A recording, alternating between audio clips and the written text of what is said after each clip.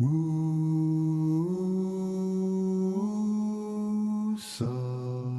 wake up South Africa.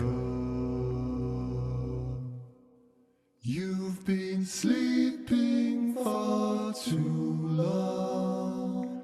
Wake up South Africa. Now come along and sing this song. Wake up South Africa. A very warm Hare Krishna greeting to all of you who are joining today's Wusa Sunday morning inspiration, or Sunday afternoon or evening, depending on where you are in the world. My name is Mpho, and it's my absolute pleasure to be a host today. Please kindly accept my humble obeisances. All glories to Srila Prabhupada. Now, today's Sunday inspiration topic is an exciting one, and it is Servant of the Servant in Philosophy and Practice. And it will be delivered by the ever so wonderful His Holiness Candramauli Swami. Maharaj, the floor is now yours, and thank you for joining us today. It's an absolute honor, privilege, and pleasure to have you here. Thank you very much. My obeisances to you, Hare Krishna.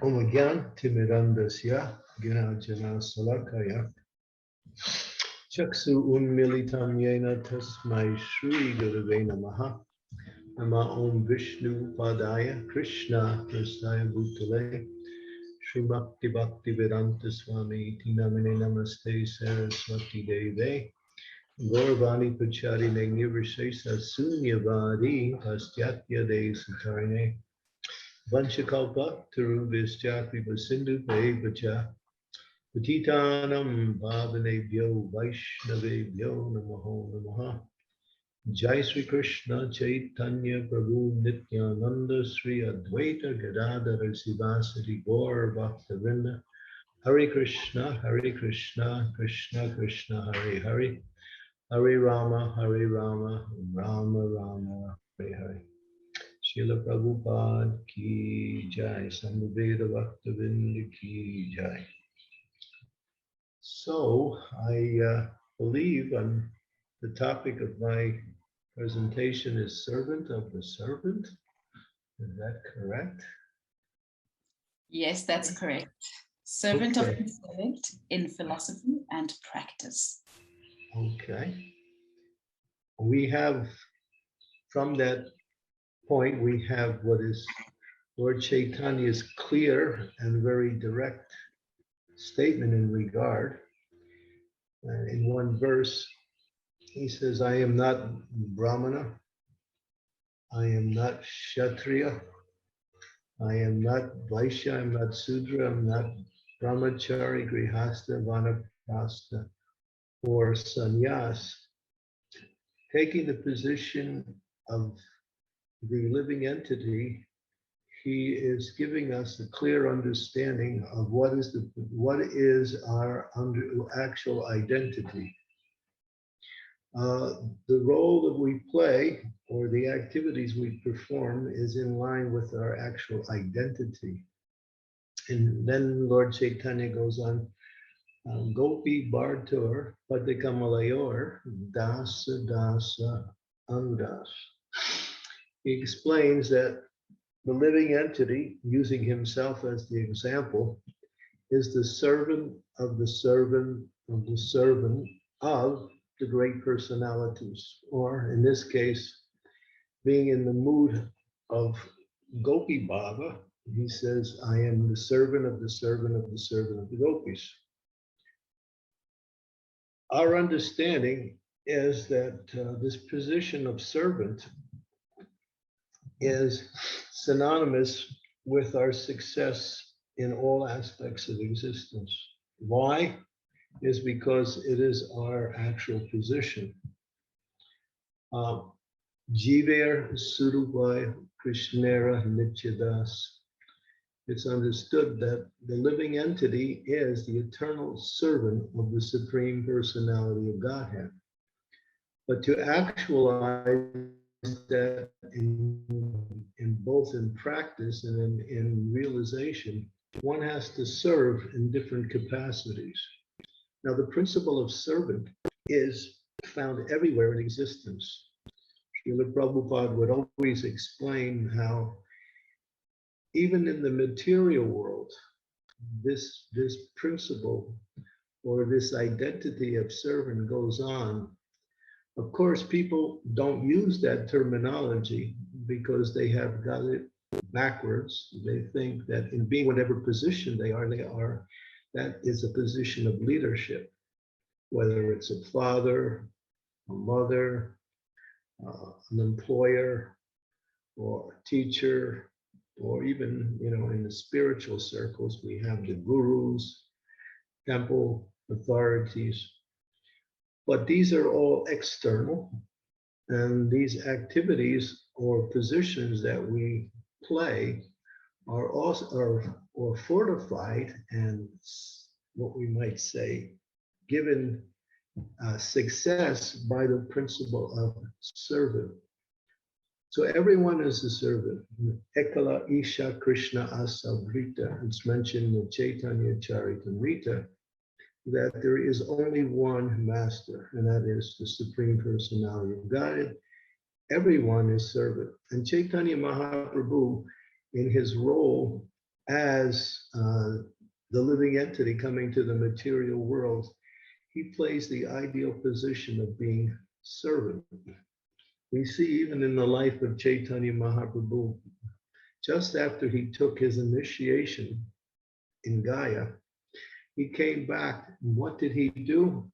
Being now initiated by Ishwara Puri, he took the role of serving all the devotees in a very menial way. It's explained in Chaitanya Bhagavat by Vrindavan Das Thakur how he would take the clothes of the devotees, wash them, and then dry them, and then fold them and return them to the devotees. He would also get their prasadam for them, helping to us to understand how glorious it is to actually be a servant.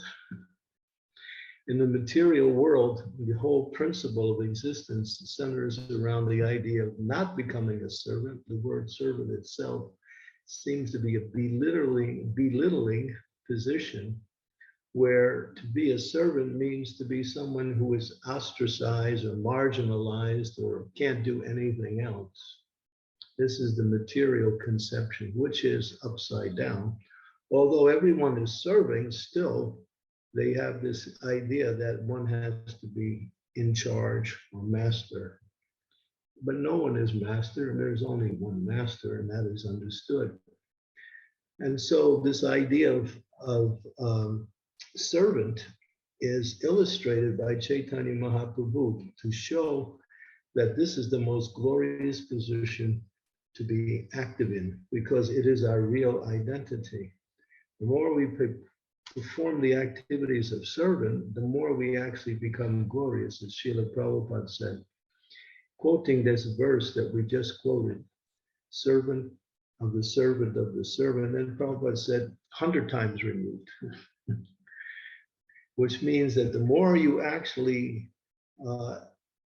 develop that consciousness of becoming service and trying to fulfill that through your own activities, the more you're recognized by Krishna. The more you're recognized by Krishna. The whole idea of the material conception of life is to compete with the Supreme Personality of Godhead for the position of the Supreme Personality of God. Of course, no one can compete for that position, but this is the material misconception, or material conception, which is a misconception. And that is that there are two principles that make up the nature of the Supreme Personality of God. Bhoktaram, Yagya, Tapasam, Sarvaloka Mahesharam, Suhidam, Sarvadehinam, Yantramam, Shantam, Vichtati. That the Supreme Lord is the proprietor and owner, controller of everything, and he is the best friend of all living entities. But he is also Bhokta. Bhokta means enjoyer. Joy, and what is so he is the supreme enjoyer, and we, as living entities, are meant to be enjoyed by him. And that being enjoyed by the Supreme Lord is our success. But the material conception of life is to be trying to become that same enjoyer and controller. Because in order to enjoy, one has to take the position of being in control. So everyone thinks the more I'm in control, the more I can facilitate my own enjoyment. So this is what goes on in the material world. But devotees, they compete at who can serve the best, who can serve the most, because they understand that by becoming servant and acting in that way, it actually fulfills our purpose of existence. It gives happiness, gives satisfaction, and it frees one from all the anxieties that come by way of having a material body. So this whole idea of servant is not only our identity, but our source of success in all aspects of life. Now, sometimes devotees, they say, yes, we understand we are servant, and that's nice. And so whenever I get a chance to serve, I'll serve. But that's not enough. One has to actively develop this mood of servant in all aspects of existence. For instance, when we're in association with devotees, we should be in the mood of trying to serve the devotees, or be in the mood of looking for the opportunity to try to serve the devotees. So that makes the whole atmosphere spiritual or wonderful. I'll give you a nice story. This is in a little analogy. This story was told by many great personalities. It's an analogy, but it's very nice. There's two nice stories, but one I'll tell is one man, he goes to heaven, and he's in heaven, and he's there with the in charge of heaven, St. Peter. So he says, St. Peter, what's it like in hell? And so St. Peter says, all right, I'll show you. So he takes him to hell. And so the situation is it's dinner time, and all the residents of hell are meant to take food at that particular time. So there's a big round table, and everyone sits around the table, and the food is in the middle of the table. And everyone is there, and everyone has these very long forks to reach from where they're sitting to the food. And so the bell rings, and that means beginning the eating process. So everyone with their long forks, they're all trying to grab the food in the middle and trying to turn it around and put it into their mouth. But because the forks are so big and everyone is sitting together, the forks are hitting with each other and the food is falling off and nobody can eat. So now he said, now you know what hell is. I said, all right, fine. Now let's go to heaven and I'll show you what heaven is like. So he's the same situation as there, big round table. Everyone is sitting, food is in the middle, big forks, same, everything. And then the bell rings for everyone to beginning eating. So what each person does is that they take their fork, grab the food, and they feed the person across the way. So everyone is feeding each other and everyone gets something to eat. And there's no clash. Everything is nice. So this is the message that when we in the process of devotional service, it's about serving others, and through that service we grow, we find happiness, we find success, because it's our nature. And some people might say, well, what about me? Krishna will take care of you. There's nothing to worry about. We make a little arrangements for our own personal needs, but if we're always in the mood of service, we're never in need of anything, because Krishna takes care of his devotees. There's another nice story, which is also, it's somewhat of a archetype. It is a beautiful story. there's a monastery, and there are brothers living in the monastery, and the monastery is a very popular monastery in Europe. It's flourishing. People are coming, and the monastery is growing. More and more people are joining. The monastery is becoming one of the more known, reputed, popular monasteries throughout Europe. So things are going on quite well. But after some time, for no apparent reason, things changed. This is the influence of time, or it might be the influence of the material energy. So what happens is things started to go down. Less people started to visit. Finally, hardly anybody was visiting. Many of the brothers in the monastery started to leave.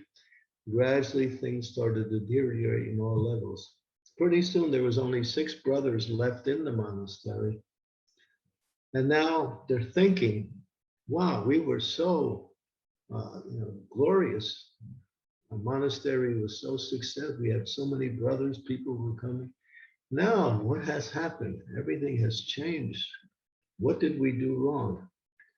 So they got together and they decided to ask the leader of the monastery, an abbot, please tell us what is the situation? Why are we like this? What did we do wrong? The abbot, the head of the monastery, said, well, actually, I don't know, but there is a rabbi, and he's coming, he's traveling in the area, and he's very respectable and learned rabbi. When I meet him, I'm planning to meet him, I will ask him what is the situation, and maybe he can give us some idea. So the abbot left, he meets the rabbi, they're talking, explains the situation. And then the rabbi, after hearing everything, he starts to think, yeah, well, I can't give you an answer, but I know one thing for sure. One of the brothers inside of your monastery is the Messiah. He is the chosen one by God. Which one? I can't say, but I know for sure one of those 6 brothers is the chosen one. Oh, so the abbot thanks the rabbi, leaves, goes back. The brothers are eager to hear what the rabbi said. They sit around, the abbot starts to speak, and what did he say? Well, he didn't give me a solution, but he did say one thing which is interesting. He said, one of you 6 is the Messiah. Oh, really? The chosen one by God? Yes. Which one? He didn't say. So now they're all thinking, well, is it Brother John? He gets angry easy, but he's always right. Is it Brother, Michael? Well, he sleeps a lot, but he works hard. So they start seeing all the good qualities in each other, and then they start serving each other, thinking that, one of us is and therefore we have to serve. We don't want to make a mistake and miss out on the opportunity to serve that person who is chosen by God. So this goes on, and as it's going on, things start to change. More people come back. The monastery opens up. It becomes flourishing again. More people come, people join, and pretty soon everything is back to normal again. So that was the message, that servant of the servant of the servant, or one is in the mood of servant. Always, this is the principle of success in all aspects of spiritual life and also in material life. There is a survey that was taken in the United States of America many years ago to try to find out what class of people or what section of people are the happiest type of people. So the survey was done because, in the United States of America, they like to do surveys on everything. This is one of their pastimes, just to calculate statistics on all kinds of issues. So after doing this for a long time, they came up with the results. The happiest types of people are the people who are the most active and they're serving others. Interesting. Even from the material perspective, they come to that conclusion that the persons who are the most happy are those who are serving others, putting their time, attention, and energy in helping others in different ways. So we understand from this principle, and it's there throughout the Shastras, that the whole idea of Krishna consciousness is to develop the mood of service. In anything we do, we can't change our position. When Bhakti Siddhanta Saraswati was asked, he was asked, how many disciples do you have? He said, actually, I have no disciples. All of those who have come to me, I learn from them. They are my spiritual masters. So here is a great, powerful spiritual master, and he's seeing that he learns from each and every one of the persons that come from him something that he can use in his own practice of Krishna consciousness in the role of a spiritual master. So he's not seeing himself as a guru. In that particular category, he also would say, anyone who says they are guru is goru. Goru means cow. So to give ourselves an identity of the roles we play in either material or spiritual life takes us away from our real identity. Our real identity is servant. And one who understands that and can cultivate that mood in all aspects. And servant doesn't mean just carrying out instructions or doing things. Servant means to act in such a way as to please the object that we try to serve. So one has to be very, what's the word? Thoughtful in thinking, I'm serving, but how can I serve in the best possible way? How can I serve to make a difference? Not only just to get the service done. See, sometimes we fall into that mindset. Well, I have this service, so let me get it done. Then I can go on to the next service. But actually, if you would watch Srila Prabhupada and those that had his association, and even many other great souls, they put so much time, attention, care, and even expertise in doing whatever they do, even if it's the smallest activity, because they know that everything is meant for the Supreme Personality of Godhead or for the pleasure of his devotees. So everything is done in that mood.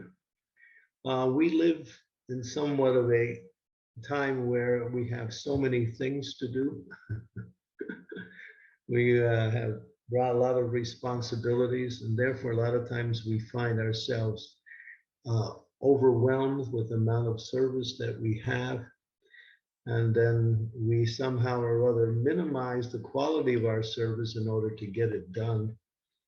But that shouldn't be there, because it doesn't give satisfaction. When we put time, attention, and quality, or try to put quality in whatever we do, we actually find the happiness we're looking for through devotional service. And Krishna, although he is the Supreme Personality of Godhead, and he is the person who everyone is meant to serve, still he likes to take the position of the servant in order to show that to become servant is even more glorious than to become the master. And that's why he becomes Sri Chaitanya Mahaprabhu, just to take the position of the servant so he can show by example and also experience the happiness of that. Therefore, as Mahaprabhu, he taught, yes, servant is the highest position. And Mahaprabhu taught two main principles out of all the activities of devotional service. He illustrated these to be the most important of all activities. And that is chanting the Hare Krishna Maha Mantra, Hare Krishna, Krishna Krishna, Hare Hare, Hare Rama, Rama Rama, Hare Hare, and to become servant of the servant of the servant. In other words, to serve the Vaishnavas. And he illustrated these two things mostly in his preaching and in his activities when he came to the material world. So we learn from the example of Mahaprabhu, what is the ideal?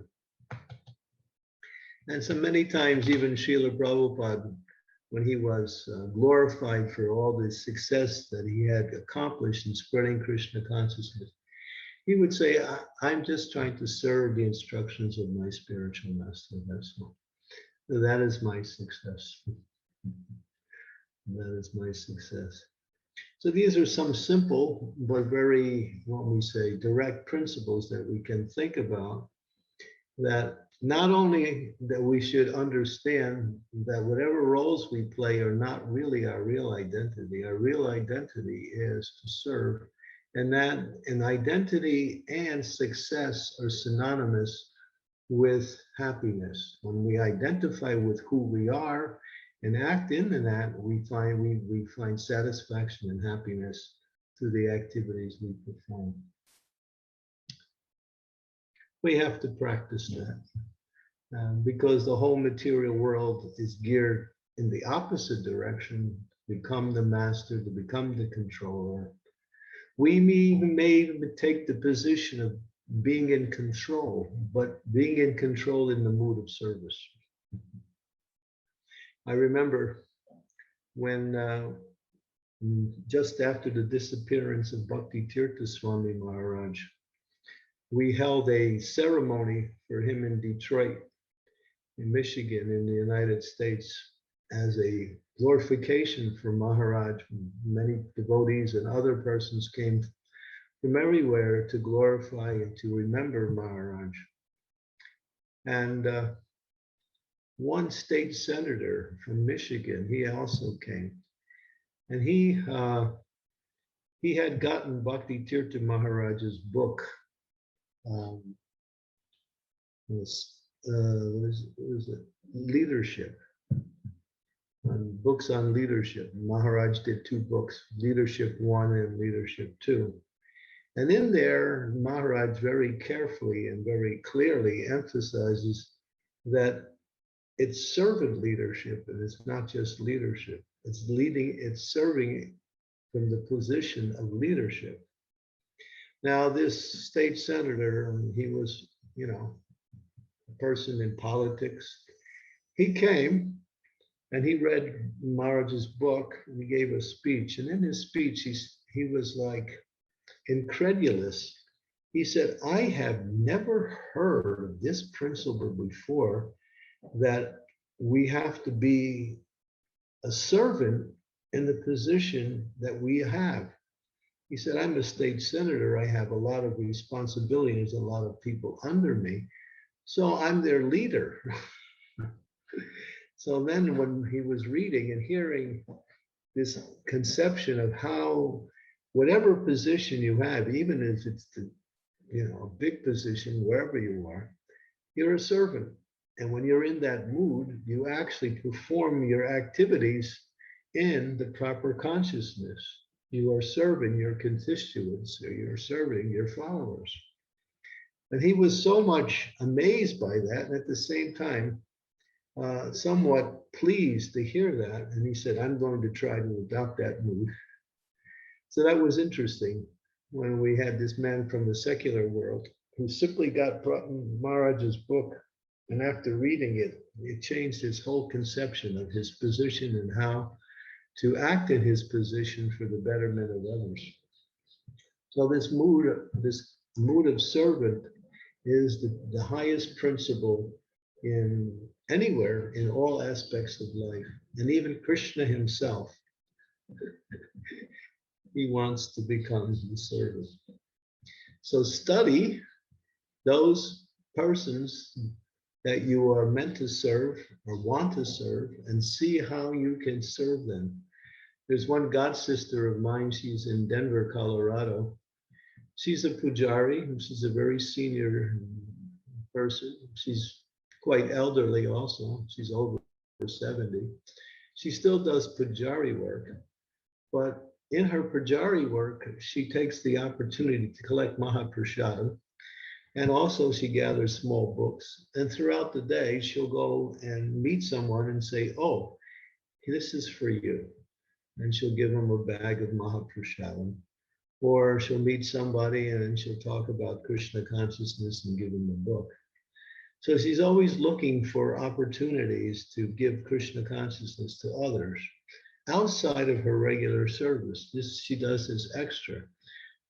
And this has become somewhat of her trademark. She's known for doing all these little services here and there to different types of people, even people in the material world and even devotees, both. And she becomes very happy. You can see when she's doing it, she's in her element. She's very happy. So that's the mood. If we think, well, I have my service, that's all I'm going to do, that's it, then we're missing the opportunity to grow in spiritual life.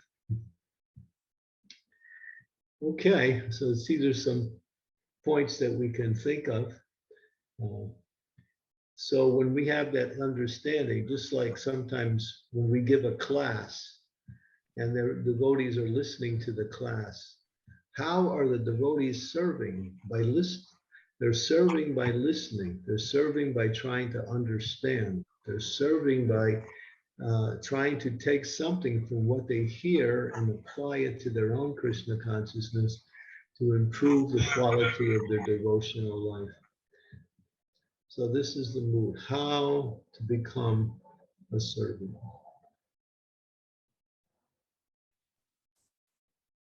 I don't know if that was okay, but that's all I could think of right now. That was perfectly okay. Better than just okay. Thank you very much, Maharaj. We do have two questions in our chat box, both from Raj Prabhu, who asks, please can you explain the true and full meaning of serving? The dictionary describes it as to perform duties for another, but the real meaning must be more, surely. For example, serving could be giving knowledge.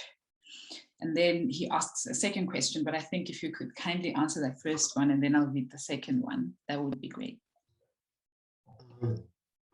What is the complete definition of serving?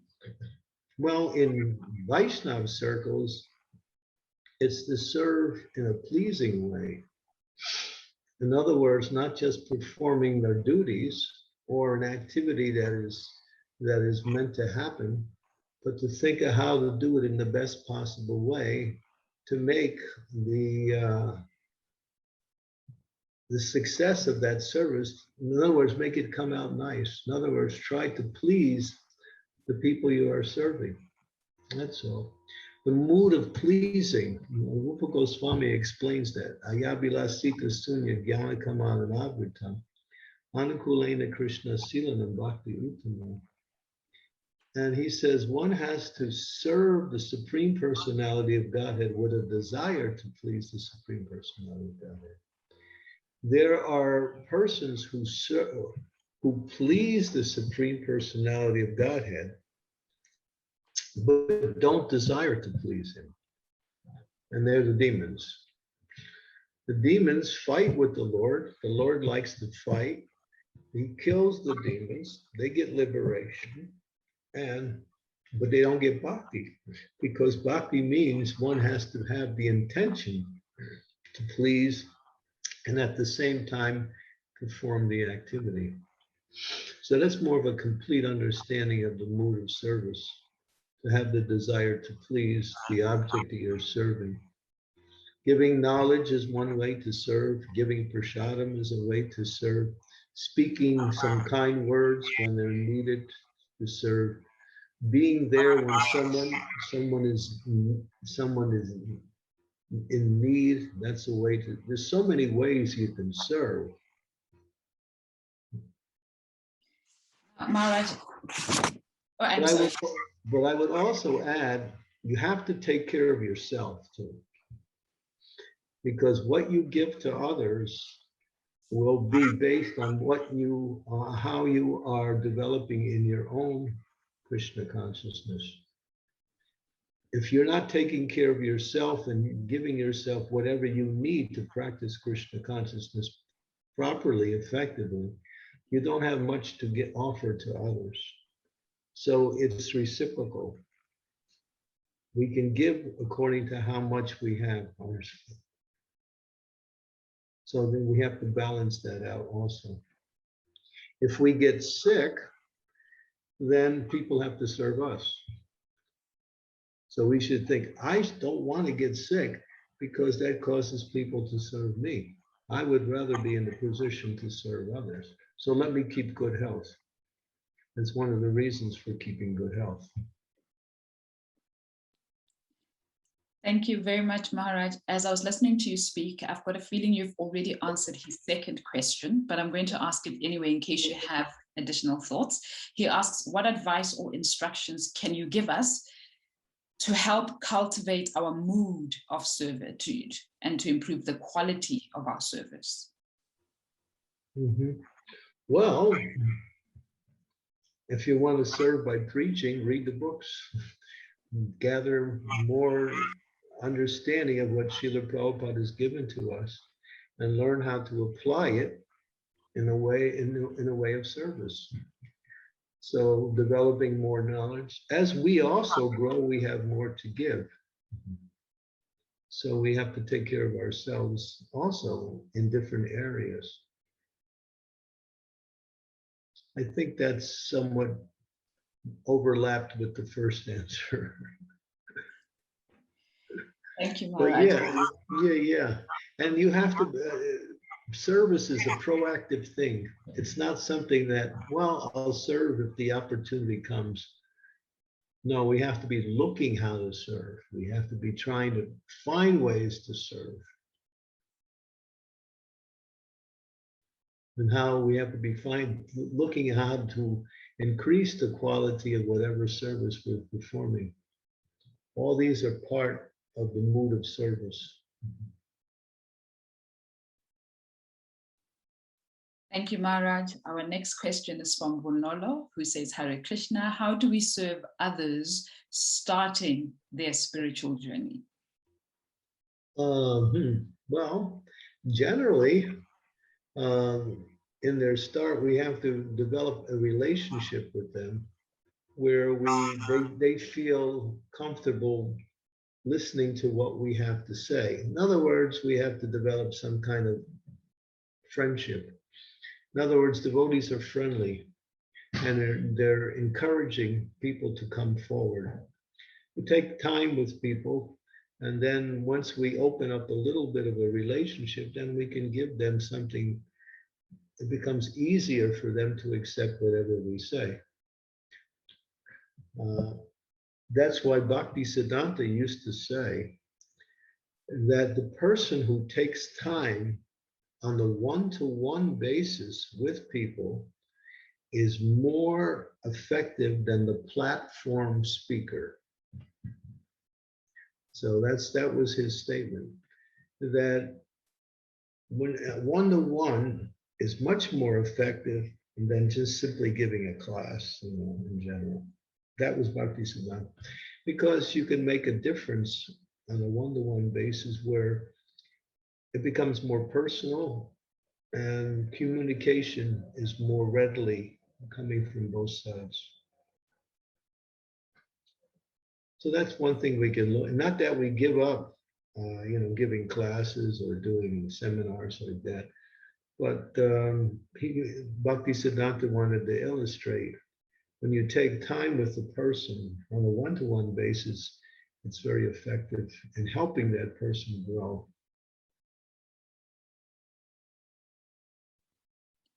Thank you, Maharaj. The next question is from Savya Sachi Prabhu, who asks, please share how we can overcome the mood of taking from devotees and not giving. We should take to give. If we're taking simply to take, then that's a little bit, self-absorbed. We can take, but we can take to give. Prabhupada said, there was one spiritualist. Someone would offer him money, and he would say, no, money, it's, I can't take. Money is material, money is. The Prabhupada said, no, you bring money, you give me money, I'll take it, and you give me more, and I'll use it for Krishna. So yeah, we take to give, not just simply to take to keep or to enjoy ourselves. It gives us greater opportunities to give more and more. So we're not against taking, we're just against keeping it in one place. Keep it moving on. Even when you get praise, accept the praise, but pass it on to the devotees, pass it on to the spiritual master. Thank you, Maharaj. We have a comment from Bafana who says, this is a most powerful principle in our lives. I think he's referring to the principle of service. I wish it could be repeated. Well, Bafana, you can repeat the message and keep it in circulation by sharing this clip once the class is done. And then Jambavan asks a question that's on everybody's mind all the time, which is, Maharaj, how do you keep so young at heart and jumping and dancing in kirtan? Really, what is your secret? No, I don't know if I agree with the question.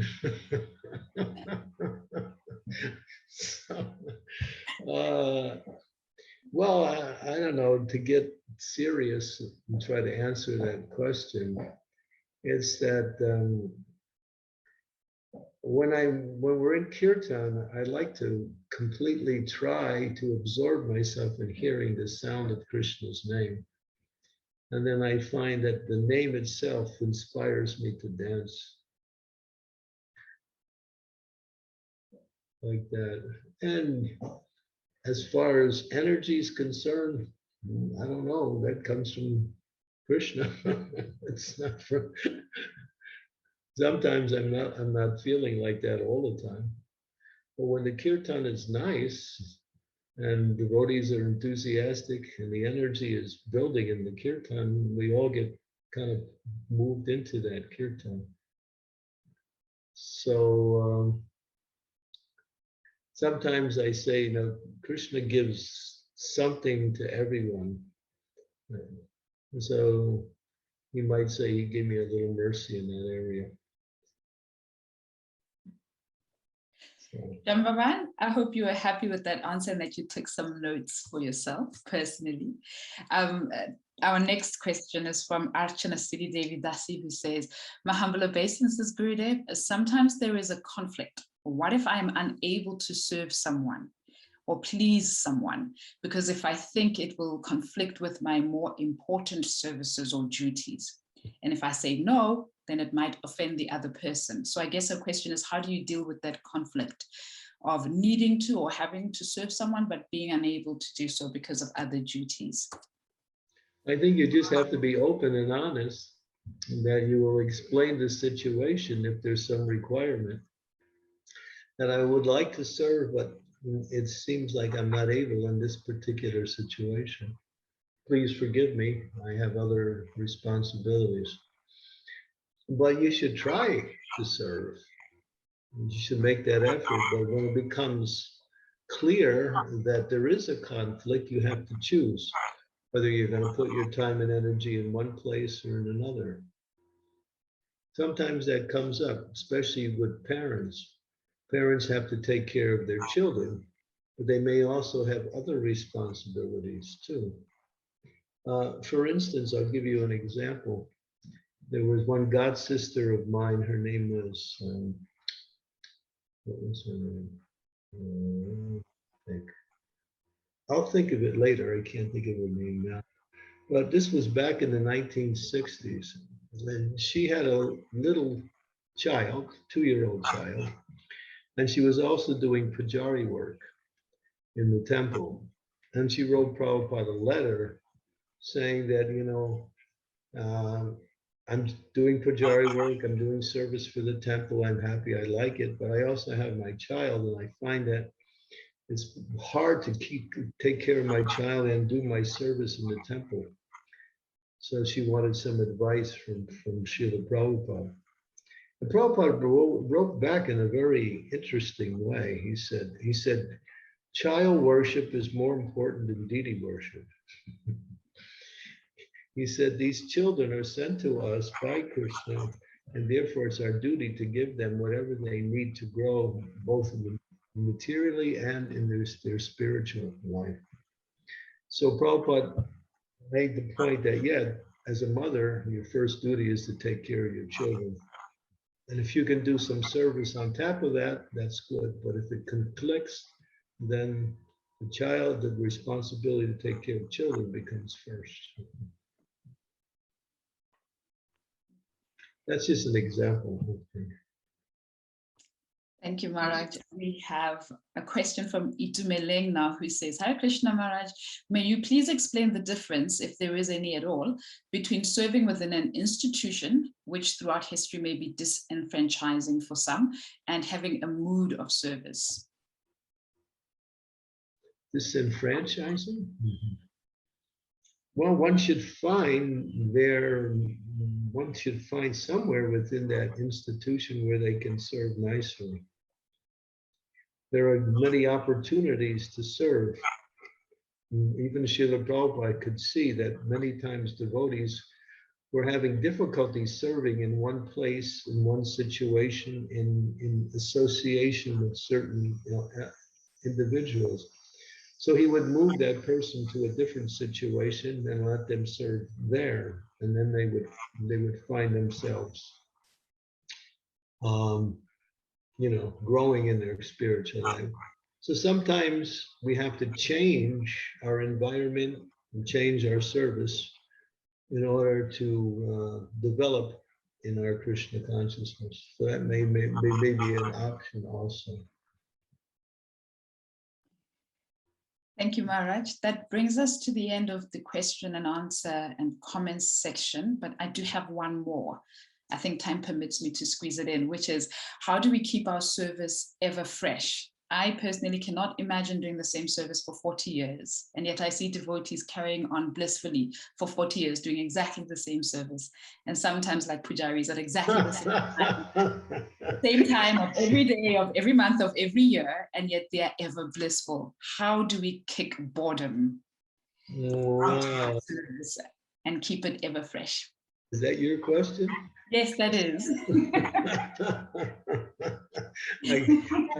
I got a sense that was coming from you. Oh, wow. Cool. Well, I think there's two possible considerations. One, although you're doing the same service, try to be creative in the service yourself. Think of not new, but additional ways to do the service. For instance, if you're cooking and you have to cook, then start thinking how you can make different preparations or make it even nicer. In other words, not only do the service, but try to see how you can improve it, how to see how you can make it more variegated. A little bit of variety gives life to our activities. That's one way.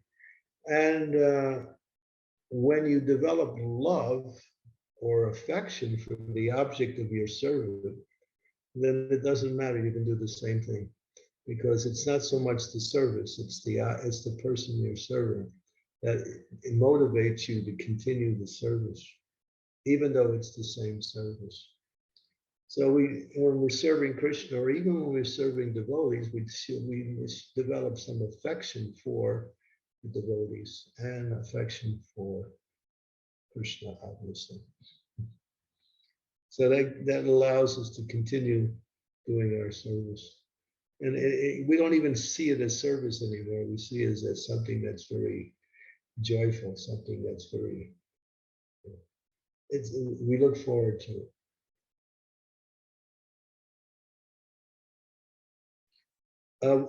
We lost your video. We lost your audio. I didn't realize admin muted me, but I've unmuted myself now. I was just expressing our gratitude for all the jewels that you shared with us today. There was so much nectar, even in a brief space of time. At one given point, we had 50 people joining in today from both Zoom and Facebook, and that number will multiply as all of you who are here now today listening will continue to share this lecture. Like Maharaj said, when we get, we should give what we get. So my hope is that you will really, really share this with all of your networks. Now I'm going to move on to reading the announcements as we wrap up. Maharaj can be found on social media at Candramauli Swami on Instagram, as well as at Candramauli Swami on Facebook. I'm sorry, his handle on Instagram has an underscore, so that's at Candramauli_Swami on Instagram. You can also visit his website, which is www.cmswami.com, to find out about his various projects. Kindly visit, like, share, and follow WUSA social media platforms. That includes Facebook, Instagram, and YouTube with the handle at WUSA108. And please help WUSA to get to 1,000 followers and subscribers on YouTube and much more than that. Thank you for your support. The morning japa sessions are on every morning from 5 a.m. to 7 a.m. Standard South African time. Details around the daily program will be communicated in the WUSA WhatsApp group. And then the books are, the Basis Book Club is up and running. Join in on the association every Thursday evening, South Africa time, for a jam-packed reading and sharing of realizations via Zoom. Also, the Heart to Heart Vaishnavi Circle is happening every Friday from 6:30 to 7:30 p.m. Standard South African time with Her Grace Mother Vraja Leela, featuring various senior Vaishnavi speakers here on Zoom. You can visit www.wusa.online to find out more. Then please register for the CKC Cubed Kavya Corner Poetry and Creativity Workshop now, currently. Visit www.wusa.online on the Arts and Craft at House of WUSA page and click on the event banner to register. The Creative Krishna Conscious Content Creators Program is an international collaborative effort through Quiddity Concept Magazine via a Creatives Helping Creatives Network, a Preaching Through Empowerment initiative. Then you are welcome to join in on the ongoing discussions every Wednesday as shared on the WUSA website. That's wusa.online/campaigns, as we work towards developing ideas geared towards inclusively sustainable growth. You can also visit change.org and follow the WUSA campaign, which is titled Allow Devotees of ISKCON South Africa a Voice in Solving Existing Racial Imbalances, to proper familiarize yourself with the WUSA effort, which is now observing the latest developments around the reconstitution of the National Council following our initial cited discussions. And then you are invited to join the WUSA weekly WhatsApp group via the link at wusa.online to receive regular activity updates and communications. Please note though that this group is for quick announcements only and will not be used for spam. Only admins can post in the group. And lastly, visit our Sunday morning inspiration page on the WUSA website and let us know what classes, talks, or discussions you may be interested in having, or if you wish to hear from a particular speaker, so that we may try to serve your satisfaction. So Bafana, since you made a point earlier that you'd like to hear more on this topic, I think you can visit that page on the website and submit your recommendation. I'm going to try now and paste all of the links that I've shared in the notifications in the chat box here. For your interest. If only technology would allow me to do so. But in the meantime, Maharaj, while I try and paste these links, do you have any closing comments or any words of wisdom that you would like to share with us finally before we end? Well, just listening to all your announcements, I'm amazed what's going on. It's really a beautiful expression of so many devotional programs to engage people. So I'm just thinking maybe some of my disciples can adopt some of these ideas.